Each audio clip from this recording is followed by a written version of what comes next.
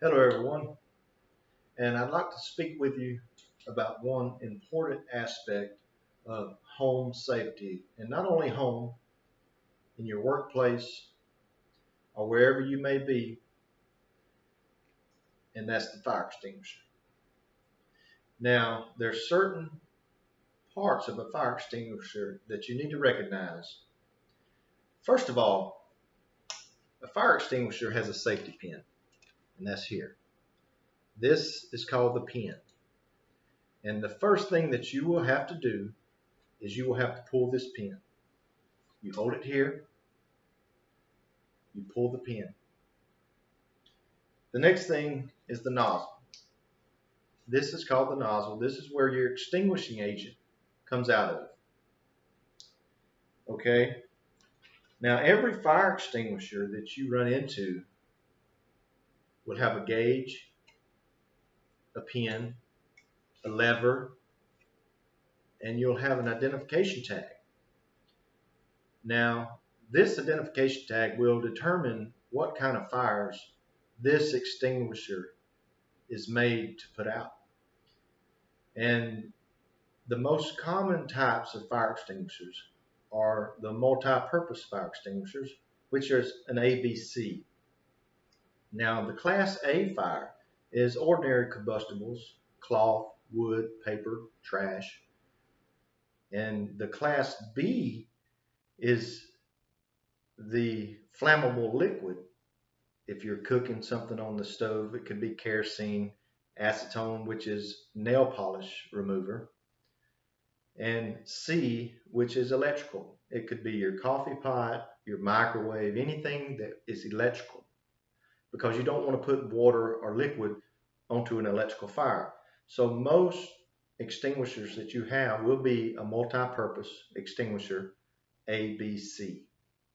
Well, you also have Class D, which is flammable metals, which you probably won't run into in your day-to-day lives. But if you're in an industry that uses flammable metals, then you will have this available or should have this available. And the Class K is for restaurants because a lot of restaurants are using vegetable oil in their deep fryers, and that's what the Class K is. But the most common is the multi-purpose fire extinguisher, or ABC fire extinguisher, and it will have it listed ABC. It'll have it listed on the label what kind of fire that it can put out. If you're unsure, if you're unfamiliar, don't use it. Call the fire department. And as a matter of fact, call the fire department anyway, just to be on the safe side.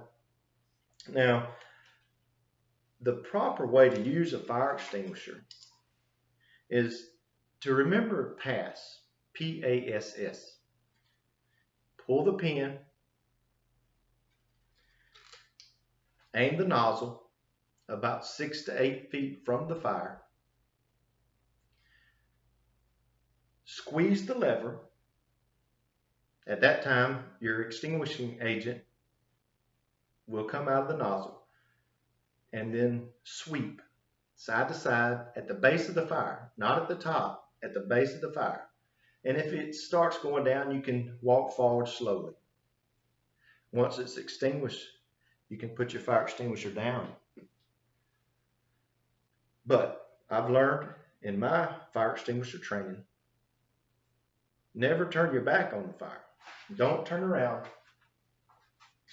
and walk away from it, because a lot of fires may appear like they're out, but they may flame back up and you'll never know it.